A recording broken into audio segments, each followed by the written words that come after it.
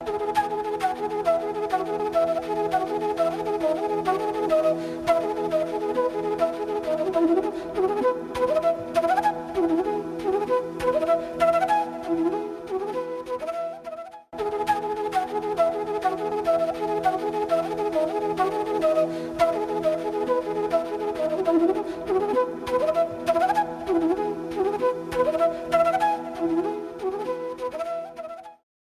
morning, welcome to EduSet Network. Friend, as you know, today we have organized lecture on media economics, but today we are not going to discuss media economics because understanding media economics need to know certain basic concept of media and the different terms of media, what connotation they have, like journalism, mass media, mass communication, and there are several other terms we sometimes interchange and misuse, or we don't know the meaning. So there are some confusion. We like to understand those terms and how the media function, what are the typology and etc. its trajectory. We'll try to understand today lecture, and tomorrow we'll try to understand the media economics. And for discussion on this very topic, we have in studio Dr. C.P. Singh, an academician, author, a true media professional. He has various sort of thing, educator and etc. But before telling that, we like to say that he has experience of about 23 years, both working in industry and academics, and he has been associated with different media organizations like Bennett and Coleman, Fairfax Business Media, Discovery Channel, IMC, Jagran Media Institute, and he has published a number of books like Before the Headlines, News on the Web, News for the Web in Making News. He has been co-author, and he has been also a member of Discovery Channel Style Book, a core member, core team member, and Discovery of Media and Channel, IK International Delhi, and MIS Strategic Publication Group Singapore. And apart from that, he has been invited from the different various organizations as a key noted speaker like Garter Inc., University of Hyderabad, UNESCO, IGNU, and he's quite active on different communication organizations like member of European Communication Research and Education Association and International Association for Media Communication Research. So I think his knowledge and wide experience will help us to understand this topic and will give insight how to understand the media and the different terms of media, and will also guide us how to take up the study of the media and mass media. So on behalf, I welcome him for EduSet lecture. Welcome, sir. Thank you. Friends, welcome to this lecture on mass media and mass communication. Today we will be discussing some of the basic concepts, and these basic concepts would definitely, I understand, be able to address the confusion that pertains at many levels, both in the academics as well as in the industry. The things that we will learn today would be what media is all about, what is mediated communication, what are mass media, what are the types and functions of mass media, mass communication, role of gatekeeper, importance of feedback in mass communication, public service broadcaster, community media, commercial media, etc. The moment we talk of media, it comes to our mind a set of technologies that mediate what you want to say something to others, between you and the one who wants to receive the masses. In that sense, media would be, and before that, let us understand media is a plural of medium. So it would represent not only television but newspapers, magazines, internet, mobile.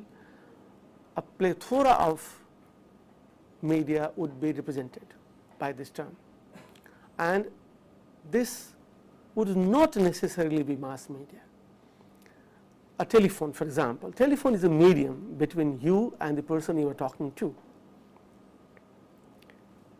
but this is not mass media.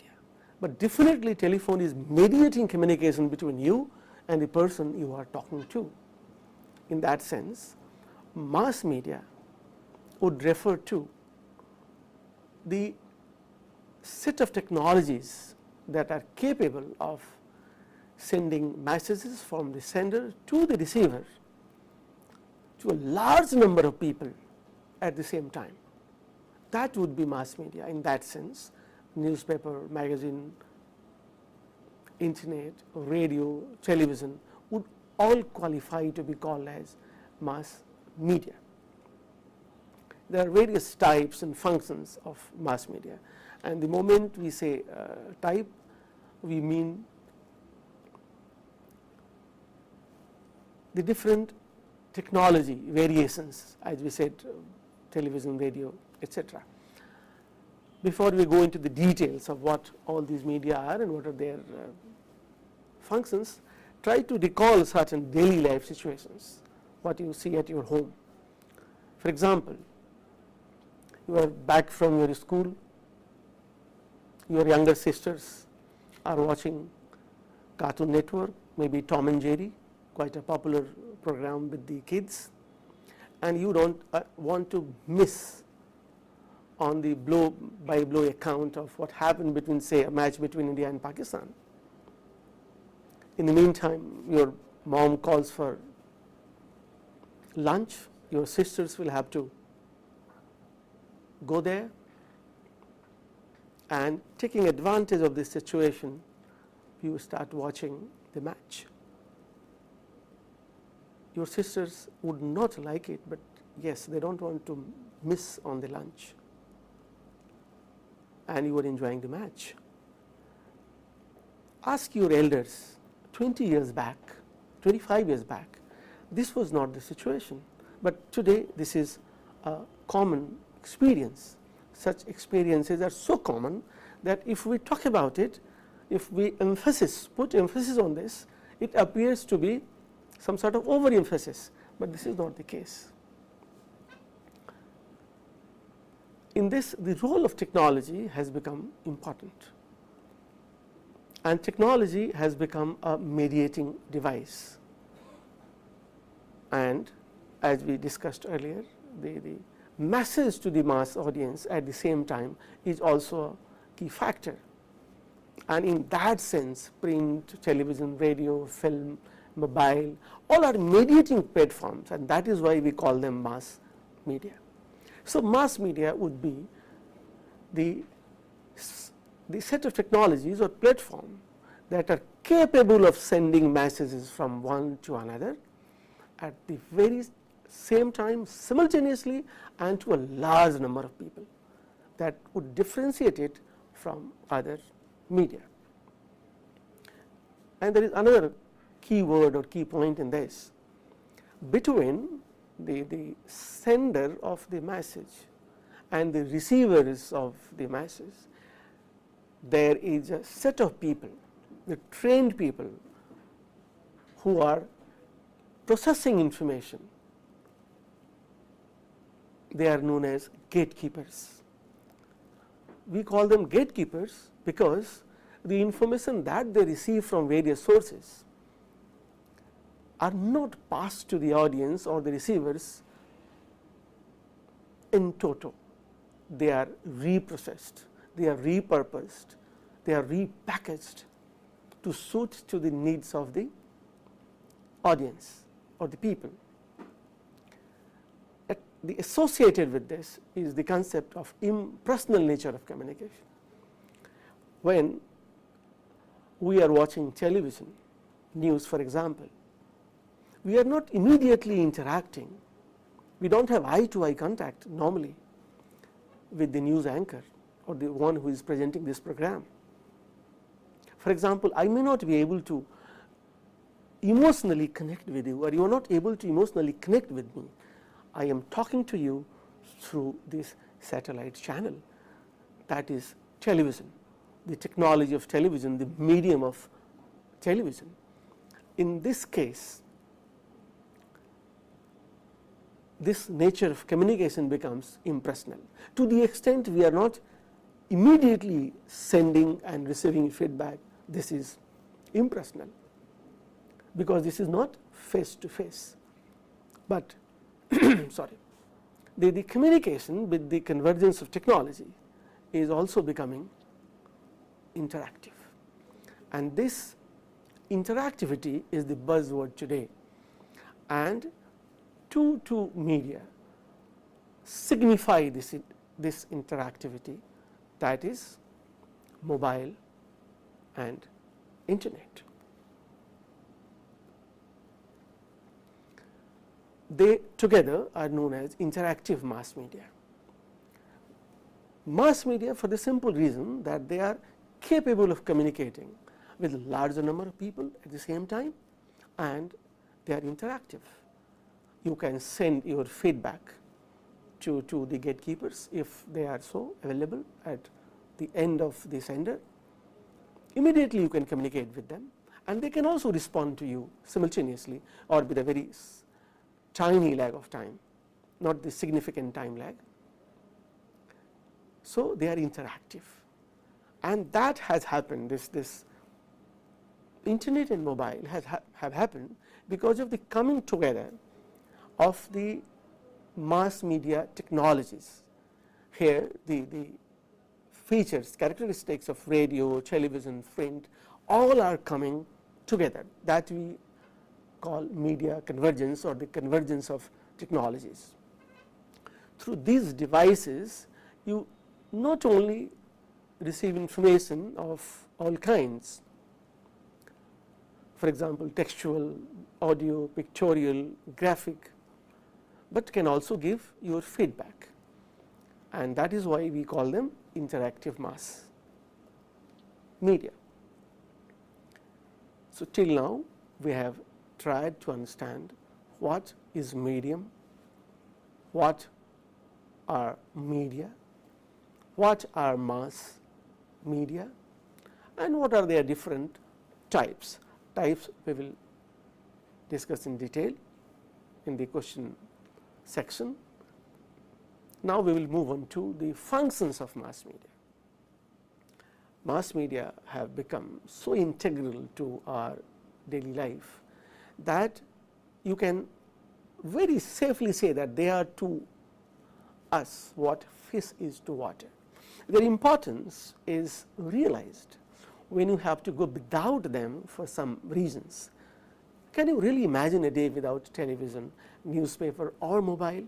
This explains the role of mass media in our lives, both as individual and as society or members of the society, that is citizen.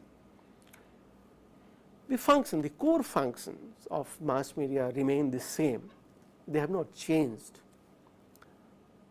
To inform, educate and entertain. Information, education and entertainment. Some of you, those who are experts in the area or students of mass communication and mass media, would like to add agenda setting or providing forum for debates, serving as public watchdog and providing avenues of profit to the investors.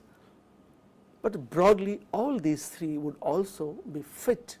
You can fit them in these core three functions, that is to inform, educate and entertain. Let us take a few examples. 3 cases: swine flu, Setu Samudram and 3 Idiots. When I say 3 Idiots, I mean the movie, the film 3 Idiots. Imagine, God forbid, it happens, does happen, so we can take this example. If there is swine flu in your locality, in the town, and the schools need to be closed, who will take the decision? Normally taken by the deputy commissioner or the collector or the district magistrate. What are the avenues available to him to announce the closure of the schools? Naturally, he will have to go on the radio, television, internet, use the mobile SMS services or the newspaper. That is the information role. But at the same time, how to prevent the spread of swine flu that would fall in the category of education. So, you can use and talk about how not to do certain things, why not to do certain things to stop the spread of swine flu, a disease that may not be controlled beyond a point, and it may claim many lives.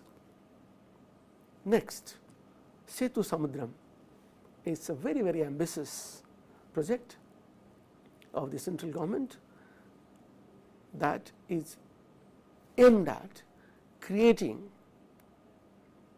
deep level harbours, harbours that are deep enough to anchor the ships that would be carrying huge amount or large amount of luggage and other things, maybe fuel.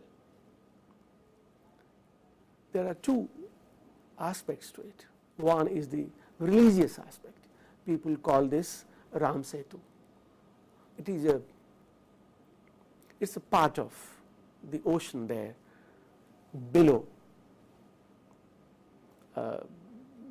down Chennai, I would like to down Chennai, yes, where the borders of India, the territorial, the physical borders, geographic borders are almost ending. This is below the ocean, but not enough below the water level so that the ships can easily sail through them. The idea is to cut through that stone, cut through that material, the rock, to make it deep enough. The people who take it religiously feel hurt and they think that it should not be done. Now, how to reach people, to convince them, to persuade them, to tell them that look, this is very important for you, livelihood is very important for you. If we are able to implement this Setu Samudram, we would be able to have many economic benefits which otherwise are not possible. Alternative way could be that can you still preserve that area which is synonymous with our mythical hero Ram, Sita, and yet reap the economic benefits. Again, science will come to your rescue and you will have to think about it, you will have to talk about the alternative ways. Three Idiots, the film that many of you might have watched, enjoyed, went gaga about it, how the traditional education system has become so boring, how it is not experimenting with itself, that the people who do not fit into the traditional mode of education are thrown out of it. Some of them who are sincere, some of them who are intelligent are even forced to commit suicide. This film, Three Idiots, talks to you in a very, very entertaining manner. The pitfalls of the education system and what all can be done at this stage to rescue this education system, which salvages you as a student, which salvages you as a teacher. We have already briefly discussed the types of mass media. In the 15th century, to be precise, in 1456, Johannes Gutenberg published Bible as a book for the first time, and that is the year to which the mass media traces its origin. Later on, it has spread to other parts of the world,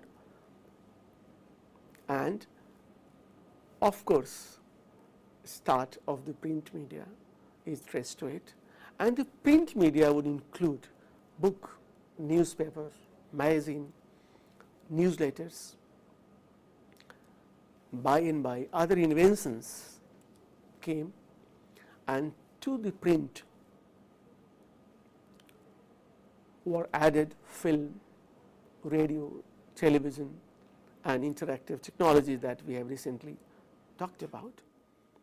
And now the mass media are more than 550 years old.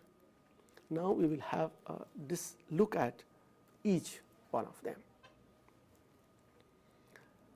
They have traditionally played this print media, books, newspapers, magazines. They would also contain text, pictures, graphics.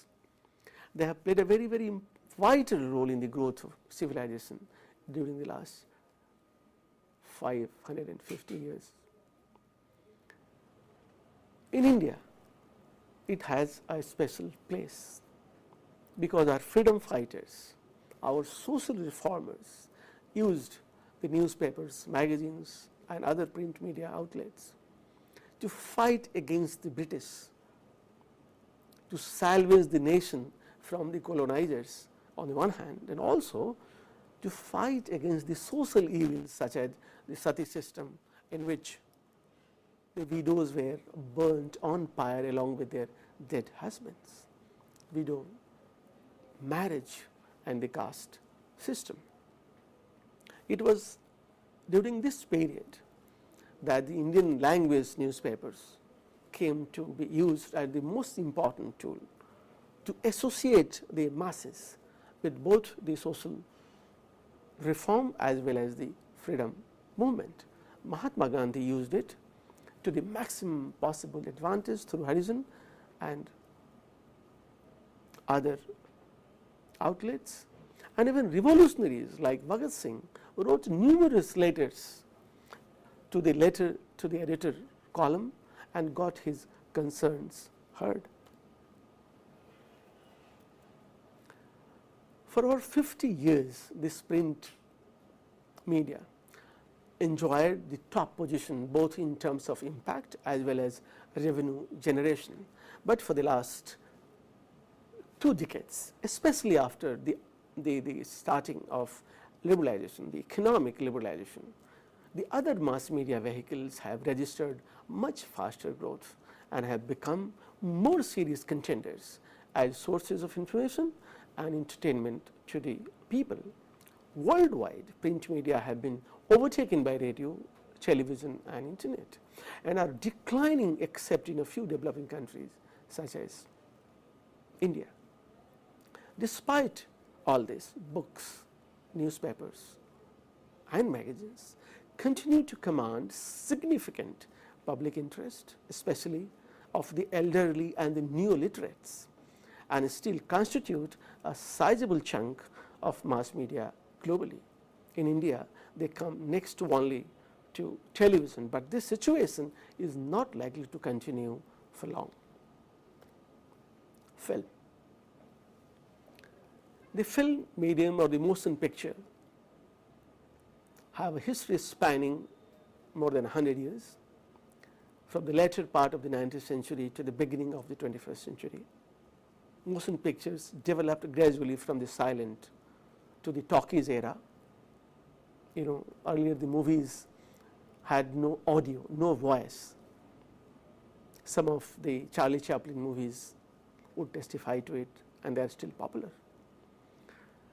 and have now become one of the most important tools of entertainment. In the last century, there was hardly any aspect of life that remained untouched by this medium of film. Though television has a lot in common with films, the latter continue to enjoy undisputed superiority in terms of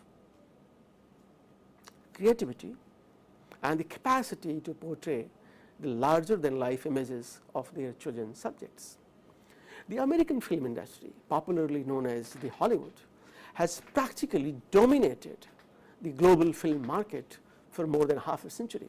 It is even said that Hollywood has bulldozed the film industries globally. It has also been used as an instrument of military propaganda ever since the World War II. But thankfully, the Indian film industry, also known as the Bollywood, has stood on its own and leads the world in terms of the number of films produced each year. Yes, nearly 800 films are produced in India per annum.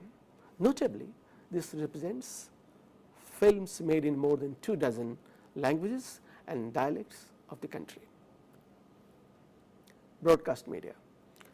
Broadcast media refer to radio and television that receive audio and or video signals of programs transmitted through cable or satellite or a combination of the two.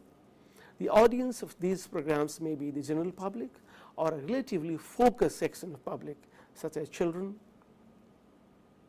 young adults, women. The term broadcast originally referred to the sowing of seeds by scattering them over a wide field. It was adopted by early radio engineers in the USA to refer to dissemination of radio signals. Broadcasting forms a very large segment of the mass media. Broadcasting to a very small section, however, of public is known as narrowcasting. So, broadcasting means you are spreading information, news to a large number of people at the same time, whereas narrowcasting would mean that you are spreading information, news to a small section using the technology that is capable of sending customized information. The broadcast media occupy the center stage in today's world. Its influence has reduced the size and influence of other traditional media such as films, newspaper, magazines to a considerable extent. The print media presumes literacy, whereas radio and television, that is broadcast media, do not depend on literacy for their survival and growth. Also, the capacity of broadcast media to engage the users is quite high because of their audio visual nature. The written word has less impact on human mind than spoken words and much less than the spoken words accompanied by the related pictures. Another advantage with radio and television are their portability and ease of use vis-a-vis motion picture films. The increasing influence of television has forced films to piggy ride the former, that is television, as is evident from the screening of movies on television. Even newspapers and magazines have been forced to use more pictures to cater to the tastes of readers who have been brought up watching television. Now we will talk about interactive media, that is mobile internet. Interactive media mean broadly the new media that have been made possible by the technological convergence of the features of traditional mass media such as print and broadcast. Examples are mobile and internet that carry text, still pictures, video and graphics all at the same time. In addition, that what makes them interactive is they allow active participation by the users, hence the name interactive. You can change size, color, direction or sound or the volume. You can also click, drag, hide, replay or enlarge. You can ask questions as you do on say ask.com, search for information through keywords as you do on Google, send and receive messages instantly through emails using various portals such as Yahoo, Gmail or Hotmail, and through SMS, that is short messaging service on the mobile. This does not mean that other media such as newspaper, magazine, television and radio are not interactive. They are interactive, but the degree of interactivity is the highest in mobile and internet. The degree of interactivity is measured by the speed as well as the ease of response of the media users. Many social networking sites such as Facebook offer a wide range of interactivity amongst people of similar interests. Birth of communities whose members may not belong to the same country, region, village or mohalla or caste, but have a lot in common in terms of their likes and dislikes. They spend a lot of time chatting or communicating online, though they may never meet or get to see each other. That is a new kind of community, new kind of grouping, new kind of bonding that is happening with the help of interactive media.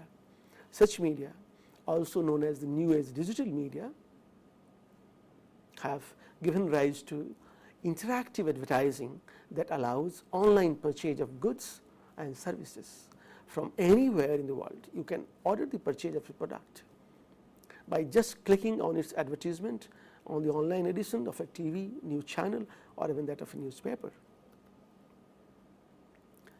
Now we will talk of the types of mass media that is based on its goals and ownership. Earlier we were talking on the types of mass media based on the technology. Now it is goals and ownership. Based on these two criteria, broadly there are three kinds of media: public service media, commercial media, and community media. Public service media refer to public funded media such as Doordarshan and All India Radio, whose main objective is to cater to the public needs and tastes irrespective of whether their operations make profits or not. The contents of these media are decided as per the norms set by the government directly or indirectly by a public funded agency such as Prasar Bharati in India and BBC in Britain. Such an agency is assumed to represent the interests of the citizens at large. Interestingly, in this country, in India, there is a wonderful mix of the public service media and the commercial media. The public service media, which as we discussed is largely represented by various channels of Doordarshan, All India Radio, and also the channel that you are watching right now. This is funded by the government, and what is to be aired on the channel is not decided by what is the amount of money, what is the amount of profits, what is the amount of revenue that the government, in this case UGC organization, UGC's autonomous body, that is CEC, Consortium of Educational Communication, is likely to get out of it. It is the understanding of the agency that the social cost benefit analysis, the long term benefits that would accrue, that would be provided, that would come, that would go to the audience, that the people, the listeners, is much more important than the money that might come to the organization in the short run. So that is public service media. Next is commercial media. Commercial media also produce the content that are in tune with the interest of their audience, but here the interests of only those sections of audience decide the production of content that ensure profitability of the newspaper, radio, or television stations. Thus, the contents so generated have to cater to the interests of the people who are capable of buying the goods and services advertised through these media. Notably, most of this revenue generated by mass media is not through subscription fees of the newspaper or TV connections, but through the money paid by the advertisers, who are also the producers of goods and services that are advertised in the newspapers or on television channels or radio. In this case, it is very interesting. Normally, when we are watching a TV news channel, which is a private channel, some of us end up blaming the channel that this is not showing what we want to watch, this is not relaying what we want to watch. This is for the simple reason that the channel has to make profits to survive, to sustain itself. It has to pay salaries to the staff, to the people who generate content, also to the carriers, to the satellite channel, to the cable channel. All this comes through advertisers. The subscription fees that you are paying through this or cable is minimal. Advertisers are paying the major chunk of the revenue generated. In this case, advertisers end up dictating the kind of content that a private news channel would be broadcasting or newscasting. In this sense, we as viewers, we as the watchers or the audience of the television news would have to make a choice what kind of news we want to see or watch.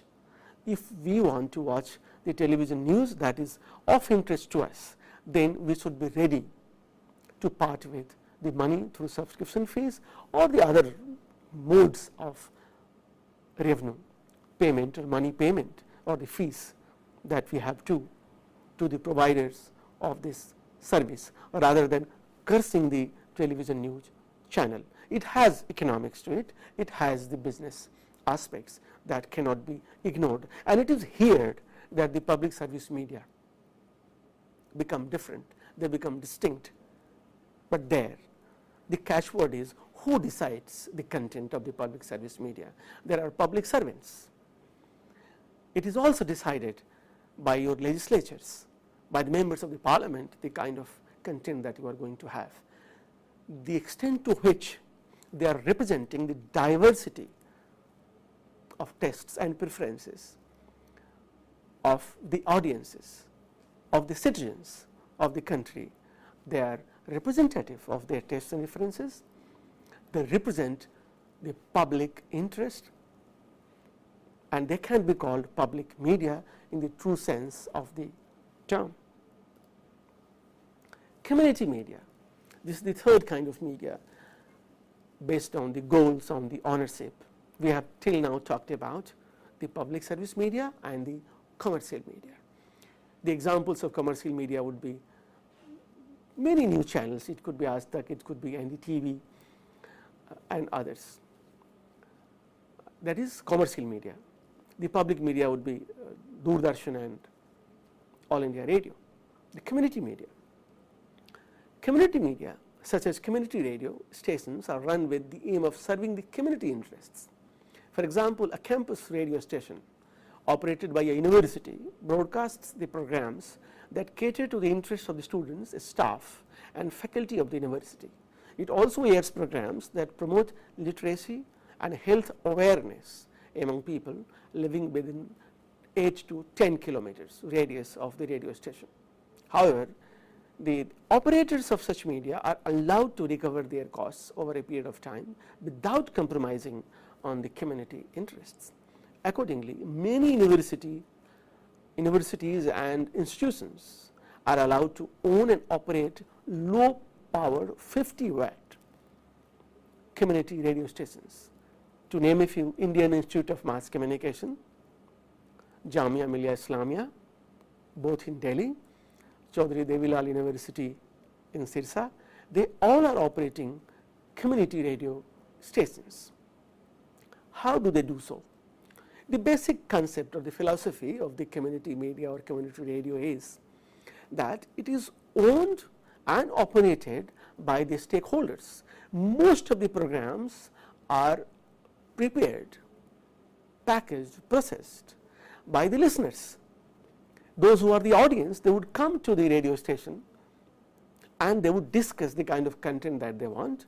They would discuss the kind of information they would like to share with the community, what is of interest to them. For example, maybe certain folk songs may be missing in the films, may be missing in the other media, and the villagers may visit, say, Chaudhary Devilal University Community Radio in Sirsa. They can discuss with the program director or the chairman of the center and decide which kind of songs to be aired. In Haryana, for example, there had been a bard, very popular, like Bhikhari Thakur in eastern UP and most of Bihar. Lakshmi Chand. Lakshmi Chand is almost, you can call this Shakespeare in Haryanvi. Many of his songs may not be available to the newly educated or the university educated or the college educated people. It is the duty of the university system, it is duty of the community media, it is the duty of the people who are concerned or they are the stakeholders to preserve this heritage, to preserve these kinds of traditions. With this, I finish my talk on mass media and mass communication. Now I would be open to questions from the coordinator and the listeners. Okay, so as you were suggesting that these are to be preserved and the local community mass media should take it their own responsibility and bring it out. But the progress what we have made so far, do you feel satisfactory and need to be done more on this part? You see, India is a very diverse country. The languages that we speak, the number of languages, the newspapers that we publish, the channels, the number of channels that we have, they are immense. There are more than 5,000 languages and dialects, and there are different variations.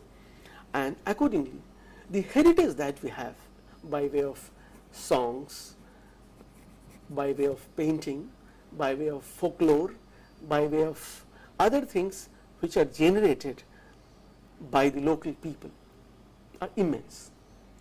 And we have to connect with them. Certain channels have been able to do it wonderfully. For example, Doordarshan has been able to do it, All India Radio has been able to do it, but we need to do much more than what we have been able to do.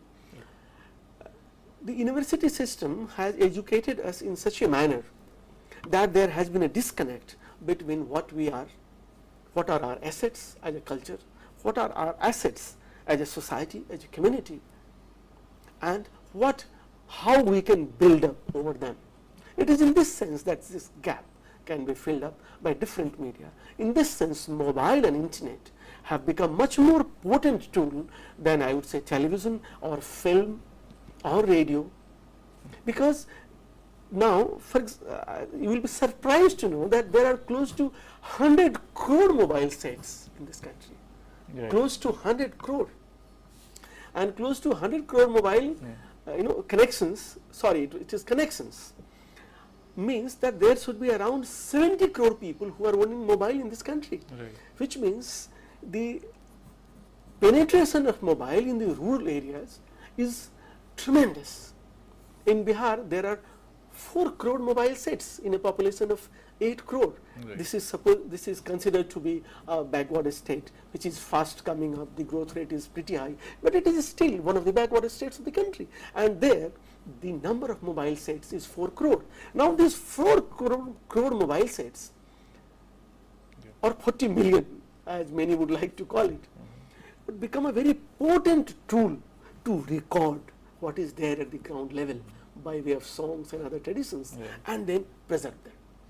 Now the trend, what we see that the people are using social media much more, and what they are also doing, either in the report in the newspaper or something which they like good, what the telecast on the television or other sources, what they share, and most of the people they confine themselves to only those things, not bother to listen the other area, we can say the other thing which is just not their interest, which is not of their.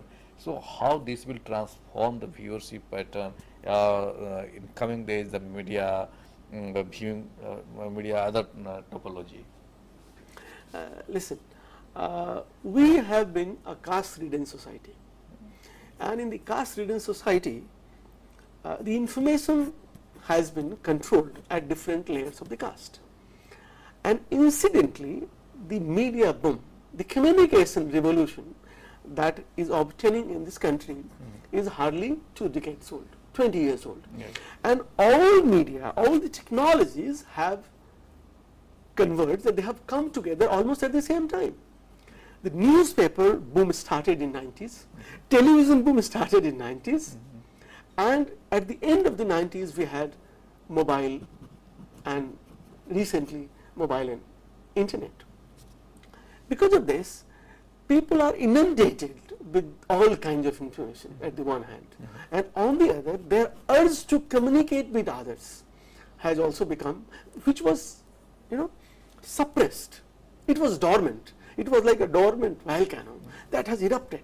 So the space, the mind space is now being fought for, both by the content or information that is of interest to one person, two persons, or a group of people, and that can be interest to a large number of people. In due course of time, we will see that all these kinds of information, types of information, when they will be converted into knowledge, and from knowledge to wisdom, all such things will have their own segments. Nothing is going to be discarded for the sake of others. But today it appears to be a chaos. That chaos is also managed in an orderly manner. So there is a chaos and there is an order. There is a craving for order and there is a craving for chaos.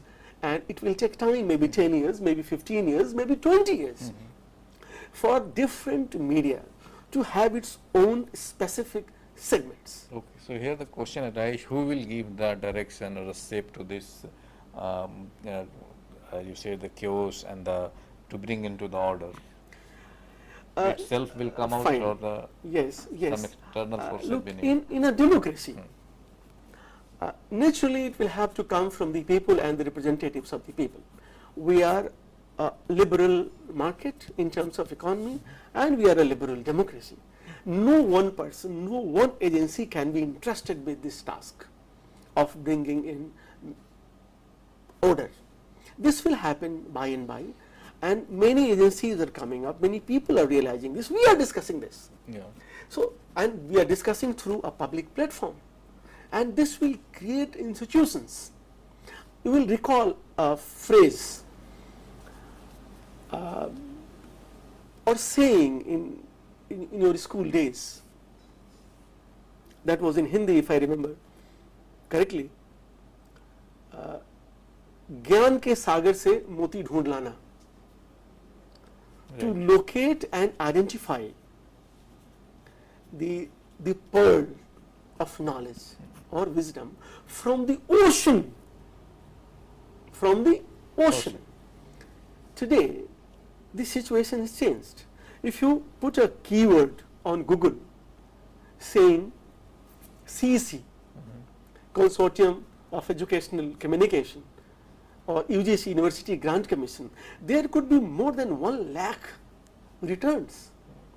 So the challenge is not to find a pearl of knowledge from the ocean, but today there is the challenge to locate, identify the pearl of knowledge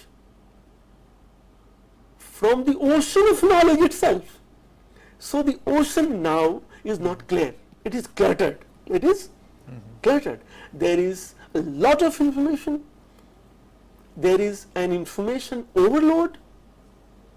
We are having much more information than we can handle.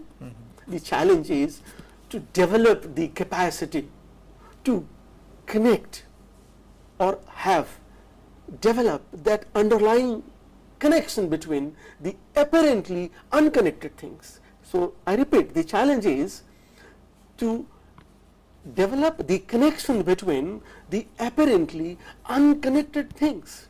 That is the challenge of intelligentsia. That is the challenge of the education system. And that is the challenge that today we are addressing through this channel, through this topic of mass media and mass communication. So this will bring a change in also the pattern of understanding the IQ and other learning and teaching process, where we should try to have some kind of focus to how to churn out this ocean of knowledge. Yes, I am very thankful to you that you have very indirectly referred to that churning of the ocean, that manthan, samudra manthan, the mythical samudra manthan, or the churning of the ocean. When you churn, it was churned both together by the Surs and the Asurs. So all had to come together. All sections of the society which were claiming to the results or the fruits of the churning had to come together to engage in the churning of that ocean. Today also we are passing through a phase of transition, and this transition demands churning. Okay. and this churning will happen to the advantage of the majority of the society, to the advantage, I would understand, the most of the sections of the society, and fortunately 65% to 70% of the population today of this country is the young population. We are the youngest nation in the world, and the young nation is more capable of engaging itself in the churning process, and this churning has got many advantages, but certain disadvantages will also be there. The advantages are that each one will have on his or her platter the thing that he or she wants to do. The disadvantage is that we are now, because of this information overload, because of many things that we want to do which otherwise we should not be doing, we have disconnected ourselves from the people next door.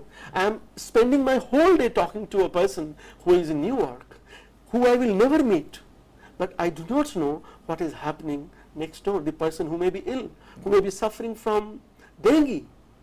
I may not be able to save his life. I am maybe shedding crocodile tears, or if not crocodile tears, I am just expressing my concern over a person who has lost his purse in the city of Newark, and who is part of the community to which I also belong. So there is this trade-off between how to make a balance between the individual interest and the social interest. Thankfully, our own culture has got many examples that we can fall back upon, we can learn from them, and the internet and mobile have definitely provided that facility that we know much more about ourselves than we knew maybe 20 years back. Okay. We talk much about the viewership and that a number of mobiles or the penetration of the media into the different section in a remotest region. But what dominates media, that is in the domain of only a few intellectuals. Why not that come out? I would like to draw your attention to the number of people who are using mobile and television and the newspapers.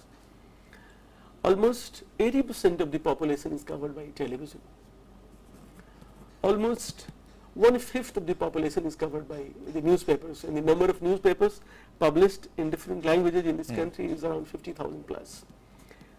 Would be around 800 plus channels, and we discuss that there are around 1 crore mobile connections used by around 70 crore people or 70 million people.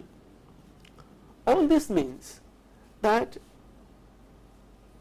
we are now no longer limited to debates and discussions that is populated by only the intelligentsia, that is only decided by the intelligentsia. Rather, through this, we are now interacting through mobile and internet and television and newspapers. Intelligentsia are now interacting with the people. They are getting their food for thought from the people, and the people are also benefiting from their expertise, from their expert domain knowledge. So, situation has changed over the last few years.